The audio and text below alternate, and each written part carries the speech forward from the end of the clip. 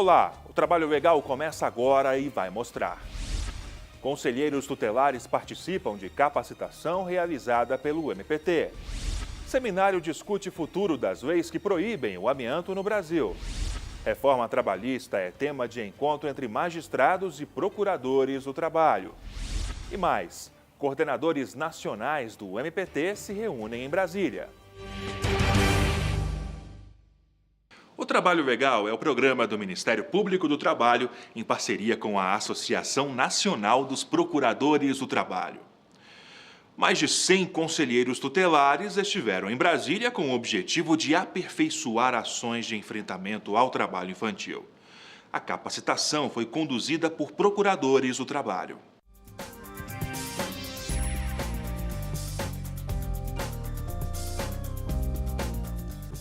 Um encontro recheado de novas experiências.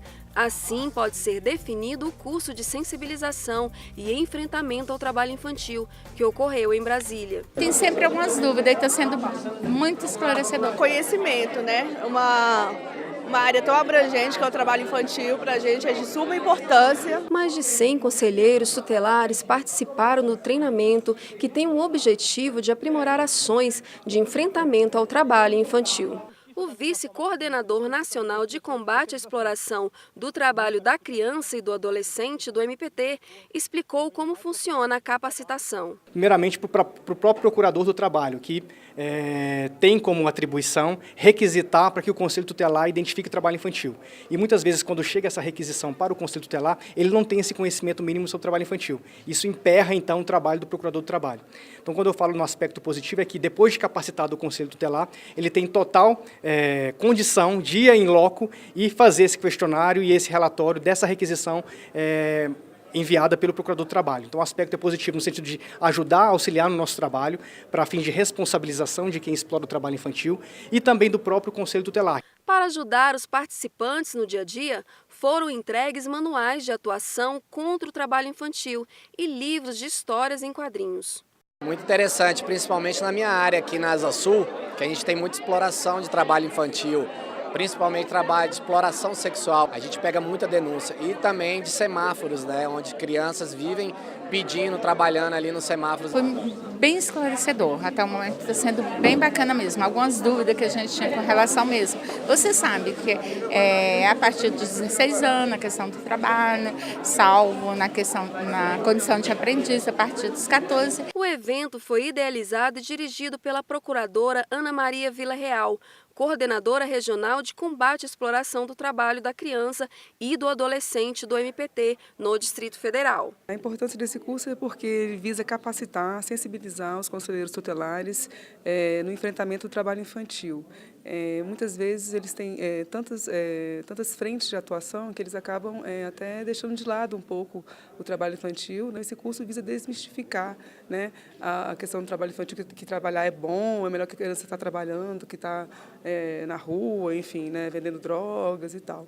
Para a subsecretária de Proteção à Criança e ao Adolescente do Distrito Federal, quanto mais agentes públicos estiverem envolvidos no enfrentamento, melhores serão os resultados. Tem sido muito válida para nós essa aliança, né? É a primeira vez que a gente está trabalhando em conjunto, a gente espera estender, né, essa parceria ainda mais, para que a gente possa realmente fortalecer as duas instituições. E trabalhando em conjunto, a gente sabe que a gente tem um sucesso maior, né? Tem mais êxitos nas nossas ações de garantia do direito da criança e do adolescente. O objetivo é trazer a capacitação, né, o conhecimento mínimo para o Conselho Tutelar no que diz respeito ao combate ao trabalho infantil, já que o Conselho Tutelar é o ator primário de identificação nessa rede de exploração da criança e do adolescente. Então é necessário que ele tenha parâmetros mínimos, conhecimentos mínimos para poder saber identificar e, a partir da identificação, tomar as medidas, em especial as medidas de acionamento da rede de proteção. Após os 14 anos, o adolescente pode trabalhar apenas na condição de aprendiz.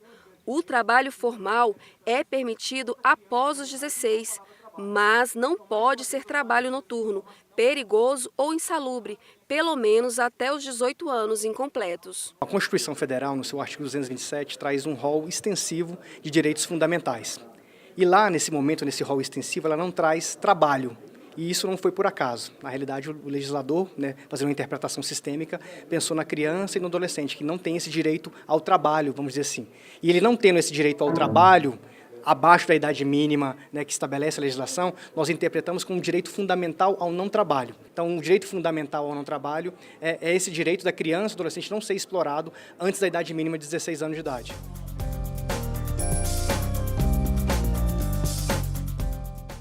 E o futuro das leis que proíbem o amianto no Brasil foi tema de um seminário esta semana. Essa é a Maria Lúcia, mais conhecida como Lucy. Ela trabalhou 11 anos como fiandeira em uma fábrica em contato diário com poeira de fibras de amianto. Ela não tinha noção do que aquilo poderia causar à saúde até buscar ajuda médica. Eu tinha uma alergia que o médico dizia que era uma alergia que era por causa da poeira, mas ele dizia, não, você tem que sair dessa empresa, que essa empresa vai te matar. Só falava isso, né? Mas não tínhamos noção do que fazia, do que o amianto fazia, né? Quando eu descobri o que o amianto fazia, eu fiquei muito revoltada, porque eu acabei com a minha saúde. Eu entrei numa fábrica saudável e saí de lá doente.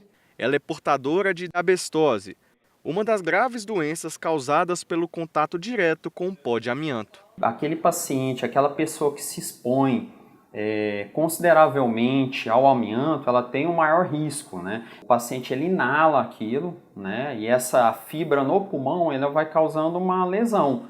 Na verdade, ela causa uma mutação celular que, com o passar dos anos, favorece, né, facilita o paciente desenvolver o câncer de pulmão. Não só o câncer de pulmão, mas existem associações com câncer de laringe, câncer de faringe, até de câncer de estômago também.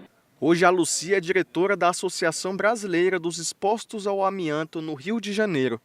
E junto com ela, representantes, vítimas e associações de todo o Brasil se reuniram em Brasília para um seminário sobre o futuro das leis que falam sobre o amianto no país. O amianto já está proibido definitivamente em mais de 60 países, mundo afora, inclusive todos os países da União Europeia.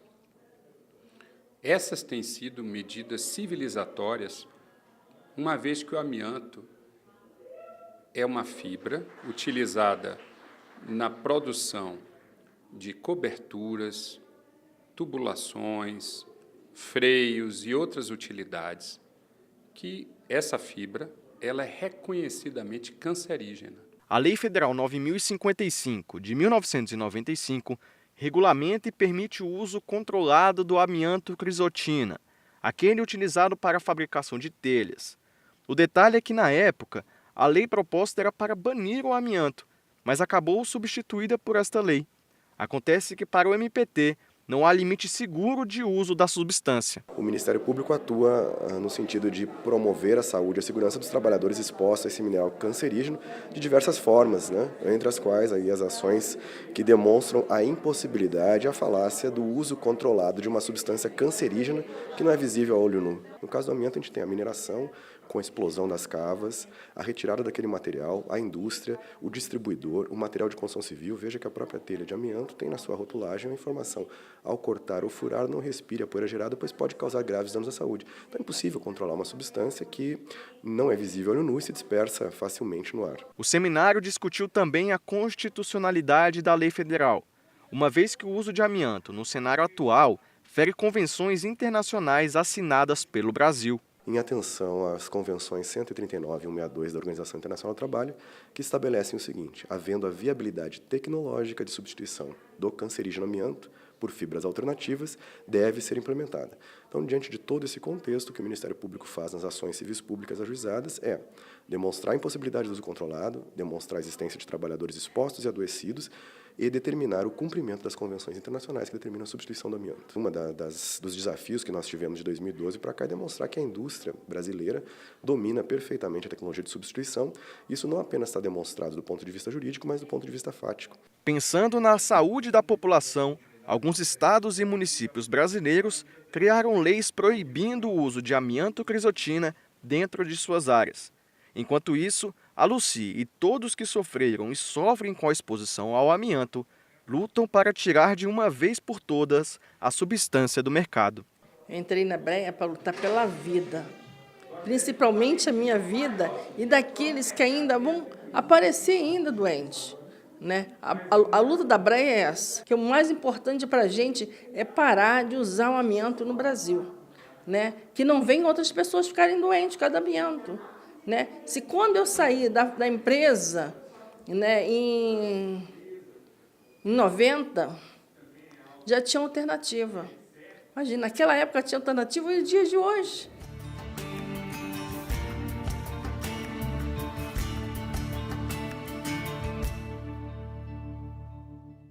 O plenário do Senado aprovou a indicação do Procurador Regional do Trabalho, Sebastião Vieira Caixeta, para compor o Conselho Nacional do Ministério Público no biênio 2017-2019.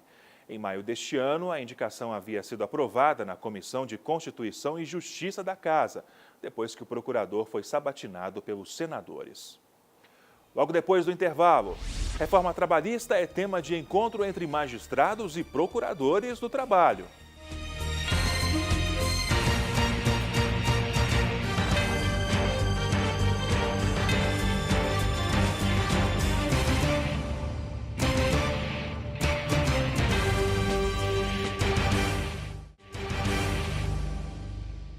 Magistrados e procuradores do trabalho estiveram reunidos em Brasília para discutir a reforma trabalhista e seus impactos na sociedade. O encontro teve como tema a reforma trabalhista em debate e reuniu importantes representantes da Justiça do Trabalho e do Ministério Público do Trabalho. O evento em si, hoje, numa sexta-feira, que você vê o ambiente lotado, que realmente há uma preocupação das pessoas que trabalham com o direito do trabalho sobre esse assunto. E eu duvido que um evento dessa envergadura se realize tão próximo, porque acabamos de aprovar, a gente tem aqui ministro de Estado, Procurador-Geral do Trabalho, enfim, muitos procuradores do trabalho, desembargadores, juízes, enfim, representantes das duas grandes associações, que é a AMATRA, Associação Regional, e a ANAMATRA, Associação Nacional dos Juízes do Trabalho, enfim.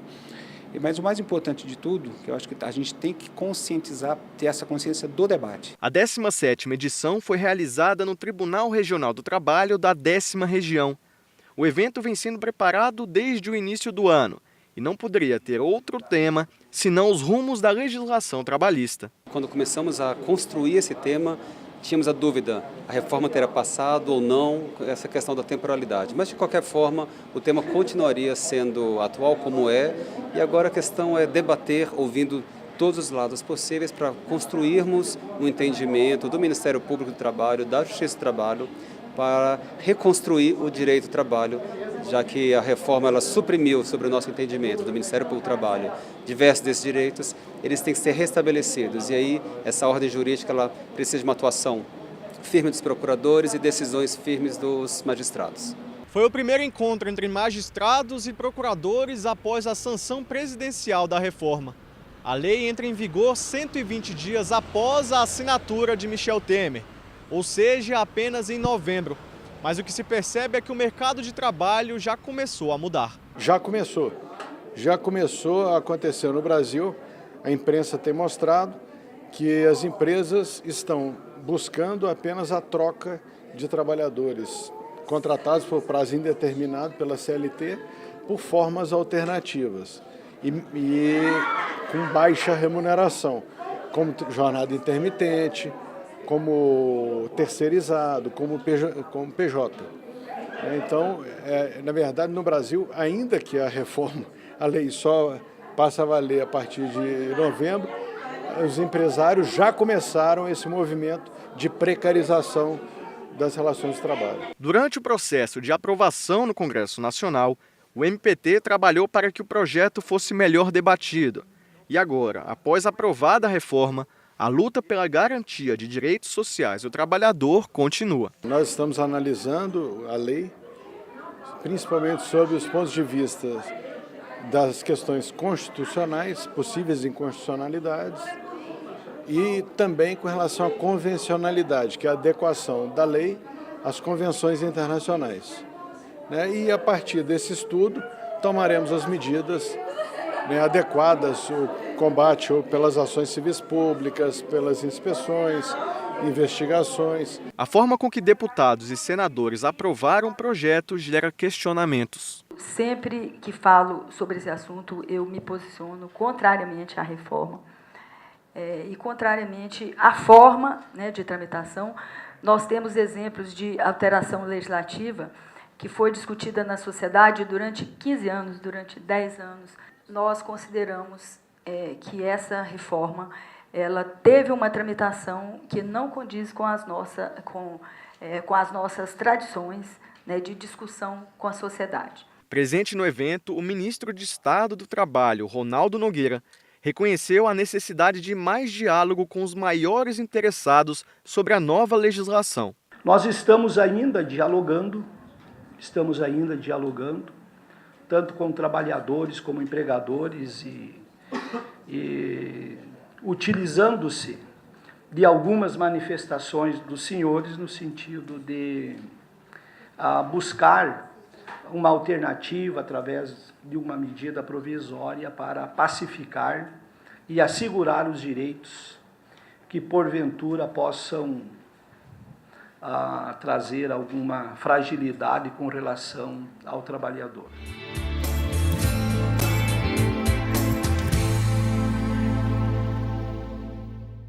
Após oferecer trabalho em troca de moradia, uma designer de São Paulo firmou termo de ajustamento de conduta com o MPT.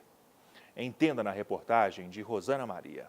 Era para ser apenas mais um anúncio em uma rede social, mas a postagem gerou polêmica e bastante repercussão. A designer Patrícia Gomes Benfica, de 44 anos, escreveu em uma rede social: quer morar em um apartamento descolado e sem pagar nada? Até aí, nada demais. Mas o detalhe que causou polêmica e chamou a atenção do MPT dizia: em troca, ajudar nos cuidados de um rapazinho de 7 anos, o filho da anunciante. Ela ainda reforça que é preciso saber cozinhar e manter a casa organizada. Após a publicação, Patrícia recebeu uma enxurrada de mais de 3.000 comentários reprovando o anúncio, que caracteriza trabalho ilegal, já que houve a troca de prestação de serviço apenas por moradia.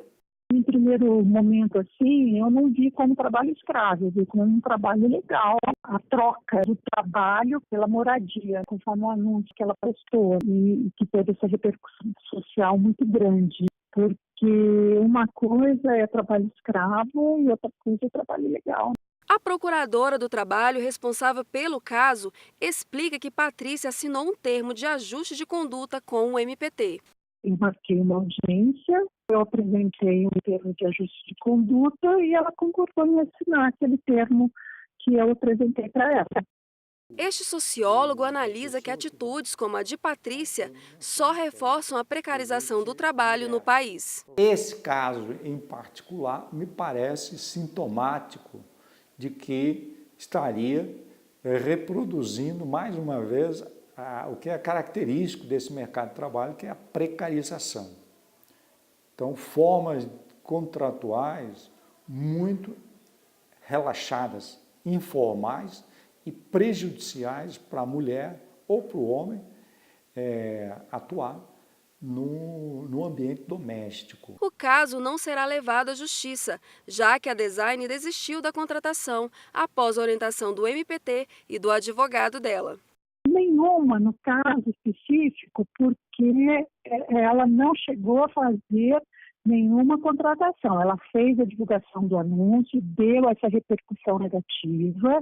Ela disse para mim que chegou até a receber inúmeros telefonemas de pessoas eventualmente interessadas nessa forma de troca, digamos assim, que ela estaria postando, mas como ela foi depois orientada pelo advogado de que essa atitude não poderia ser feita dessa forma, então não houve nenhuma contratação. Nós tentamos contato com a Patrícia, mas ela não foi encontrada para comentar o caso. Em entrevista publicada à revista Veja, ela diz que a ideia era criar moradia compartilhada, que não entende de legislação trabalhista brasileira e que não imaginava toda a repercussão. Em instantes, ministros do Tribunal Superior do Trabalho participam da abertura da reunião dos coordenadores nacionais em Brasília.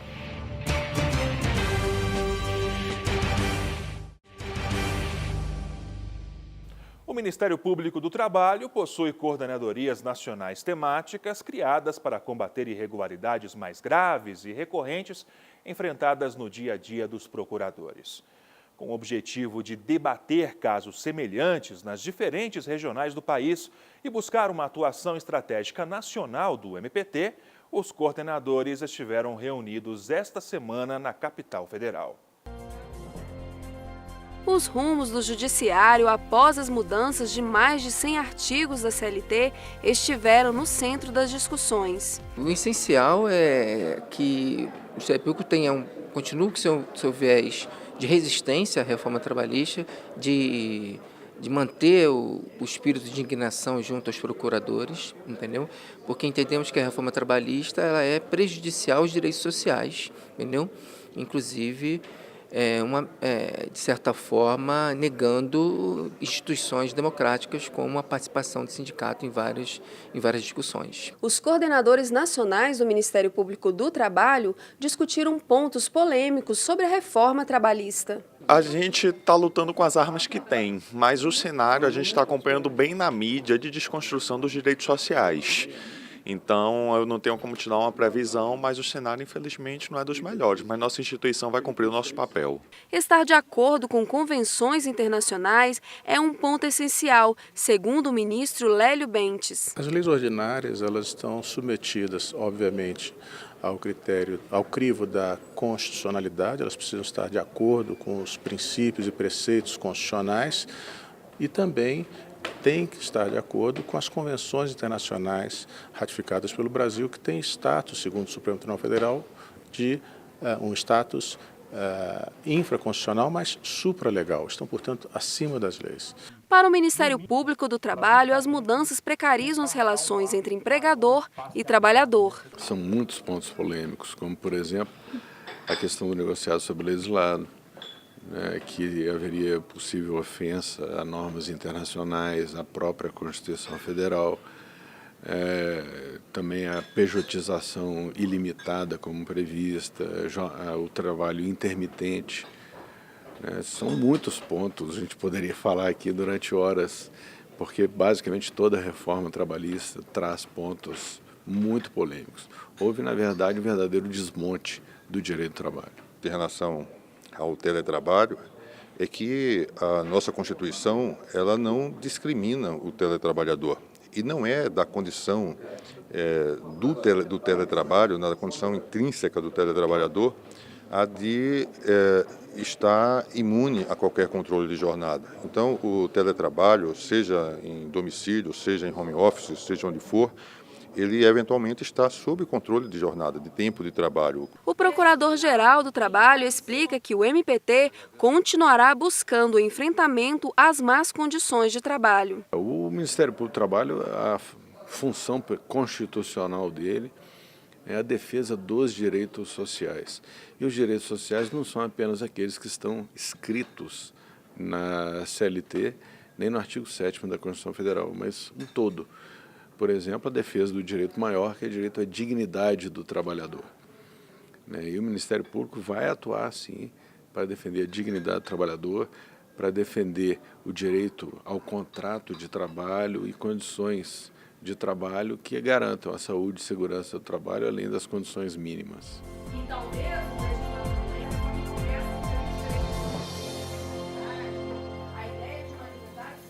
E como sempre digo aqui, o trabalho legal é feito para você e por você.